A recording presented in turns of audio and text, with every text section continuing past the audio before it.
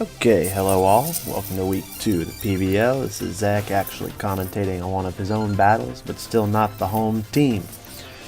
This is the battle against the Sharpedos. So turn 1, I led with Mienshao. I figured it was a safe pick. I'm running it with a choice scarf in this one, so basically it goes in, scouts, gets the hell out of there.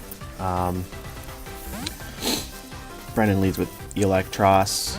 Comes out to Togekiss, who obviously counters Mienshao incredibly well with dual coverage. So I do what I'm meant to do, which is get out of there. And switching to Magearna, who's this is Assault Vest Magearna for this matchup, and can take just about any hit from Togekiss pretty easily. So even Flamethrower does not do much. I keep kind of a Volt Turn core, move and hit it super effective rather than hitting it with the Flash Cannon. I figured the chip damage is more important right now. Back out to Sally, just kind of pivoting and seeing what the builds are like. So Brenden brings out his Seismitoad, who's someone I expected to see just because Magearna struggles so much with Earthquake. And it eats the Poison Jab well. That was a really good switch on his part, because that would have done some serious damage to Togekiss, forcing me to switch back out. Choice.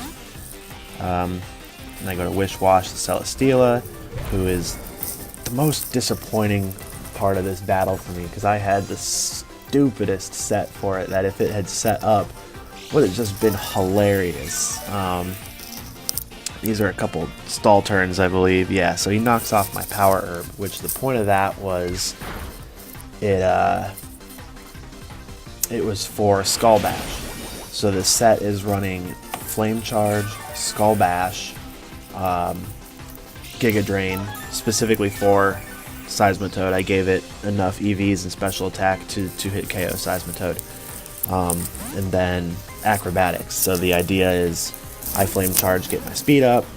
Yeah, here's the Flame Charge to get my speed up. Power Herb, Skull Bash boost my defense, and then Acrobatics, the rest of it with a Beast Boost for attack. But I never got the chance to really set up. It was specifically designed to set up against Mega Abomasnow, and he didn't come out to the very end there. So now we go Chief Beast versus Electros, because Electros really can't do much against his monster of a Pokemon. Chief Beef, the lovely lady. Maybe an Energy Ball, so it can come in, slack off the damage, sets up the Earthquake to get me some more chip. My whole goal at this point is just getting up my rocks and chipping away at his team so that I can come in late game with either Virizion or Magearna and just kind of pick them off one by one. So I get my rocks up, which proves to be super useful later on against Togekiss. So he U-turns out, gets some Rocky Helmet chip, beautiful. He's back in. Lick and Trip comes back out. Good old Seismitoad, who he can do some damage to hip out on, but again, gives me enough opportunity to slack off. He can just absorb the turns of Sandstorm, really. So I get out of there, go back into my Seismitoad counter. Knocks off again. Not going to do anything. Not going to let him get rid of that Rocky Helmet. I love that thing. I believe he switches on my anticipated Giga Drain, which, looking back, I should have should not have Skull Bash there. I should have Flame Charged. There was no downside of me Flame Charging, and it would have allowed me to get my speed up. And Skull Bash, really, that was a misplay. That was a bad play, because nothing was going to Oko Muck, and this let Muck really get an effective turn on me with Infestation. This Muck set was super interesting, super annoying, and not at all what I anticipated. I was expecting a Pursuit Trap set for either the Xatu I could have brought, or really anything Pursuit hits my team hard outside of Magearna and what's his face, Virizion. So yeah, this Muck set really threw me and really kind of closed the door on Celesteela At this point, I'm just allowing it to be a sack. I know that Muck's got no more berry till he uses recycle, which really now I've got to come in and do some serious damage to it. Which in my mind, I'm thinking either Hippowdon or possibly a floor cannon or a setup with Virizion will do the damage. So I wear him down one more time. He eats his little Iapapa berry, Figgy berry, Aguav berry. Smart turn with recycle, knows he's not going to take the damage. And I go down to infestation. So yeah, really, this Muck was a pain in my ass. So we go back out to Chief Beef, the fertility goddess of Pokemon, in all her infinite beauty. Which he is smart to get Muck out of there because it can't do anything. It comes back out to, what's it called? So, Togekiss. That's the name. So the rocks, this is where the rocks really prove to be important because they get me some chip damage on Togekiss, who can't really do anything. It won't take much damage from Chief Beef, but it can't do much damage back, and I can chip away with it with Crunch and the Stealth Rock damage and the Sandstorm residual damage enough that it'll go down in the next couple turns without wondering about me. It gets the Defense Ball. Not too important in the end. Obviously, I didn't get a chance to use it. We go back out to Seismitoad. Ooh, this shiny Seismitoad is slick. That's a nice shiny. Chief Beef's out.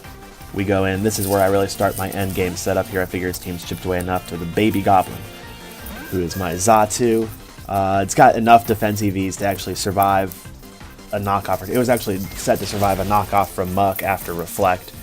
So from Seismitoad, not a big deal. And I opt to go for, I believe, Light Screen, yeah.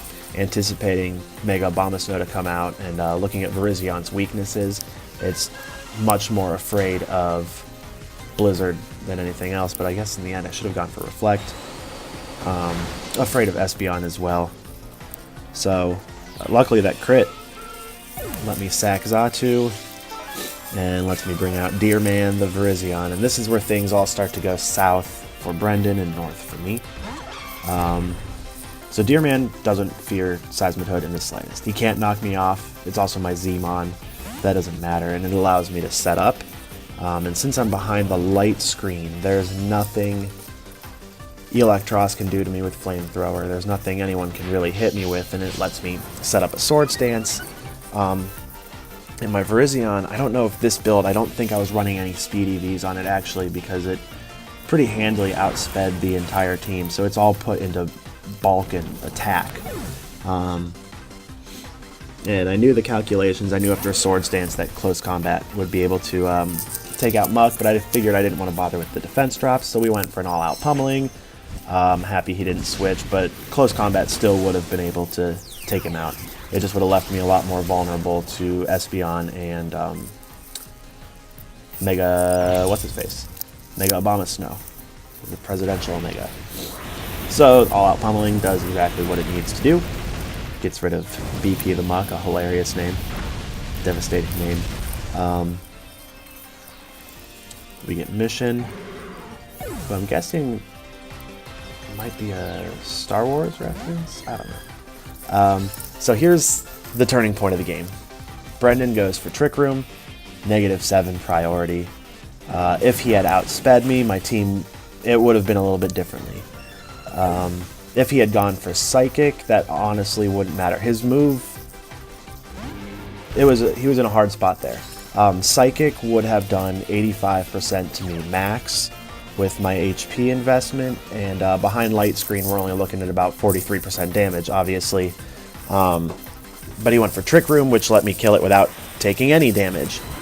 So Mega Abomasnow comes in, and he takes a close combat like a chump and goes down, and that kind of just sets up the rest of the game for Virizion to take it. So what I'm happy with in this game was Virizion really came through hardcore.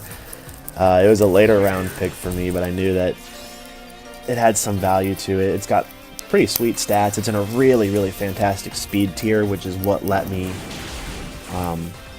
do well. Espeon's the only Pokemon that outsped me at 110. I'm at 108. Really, I'm disappointed about my Celesteela. I wish I could have just set that up because it would have been so fun for me. It was just such a stupid set. I figured I had to do it. I like to use those sets because if I lose, I lose. And if I win, it's hilarious. So, yeah, that's week 2 for me. I'll be back next week as the home team. We'll finally get some of the real good, juicy, in-depth commentary. All right, I'm out.